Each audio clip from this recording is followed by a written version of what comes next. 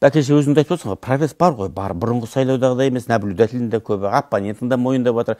Айна бұл атыңды бәйге қоссаңда, бәйгесіне риза емес адамдар, недовольный адам. Қашан ол қай уақыттан болатын нәрсе?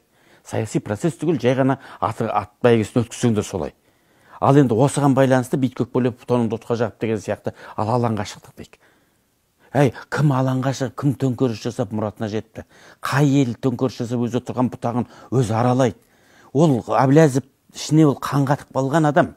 Ол кегін алу үшін ешкімнен ештеңеден аянбайды. Өзі айтқан қырғыздың революциясын мен жасадым, Қазақстанға әсер ету үшін деп. Сонда қаншама қанды мойнына жұтып, қаншама жетімді, қаншама сынған тағдырларды мойнына алып, осы күнәсін айтып отқан адамнан жақсылық күтіп отқан ағайынға мен таң қалам.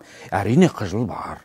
Иә, кредитін жаба алмай жатқан елдер бар. Үйін, күйін, жағдайын жасақсы келіп жатқан елдер бар. Бірақ ол Аблязовтың айтағымен шешілмейді. Ана жерде тұрған полицияда біздің бауырларымыз көз өтіндеп тұрған жерде. Ал алаңға шығып жаңа жерде эмоцияға беріліп жатқан менің ұлдарым мен қыздарым. Екеуін қағыстырып жатқан осындай бір қасіретті жағдайға итермелеп отқан осы трагедияға беріліп қою деген ағайын ол өте қиын қасірет. Тоқаев айтты ғой, старые проблемы, новые решения деп. Біз мұрсат берейік. Тәуелсіздіктің екінші тестированиясы, екінші емтиханы басталды. Жаңа дәуірге өттік. Назарбаев дәуірі өтті, өзінің тиесілі шаруасын бітірді, астанасын салды, бүкіл әлемге танытты, басқа болды. Бірақ Қазақстан сияқты елге сыртпен қарым-қатынас жасайтын дипломат керек екенін біліп отырсыздар.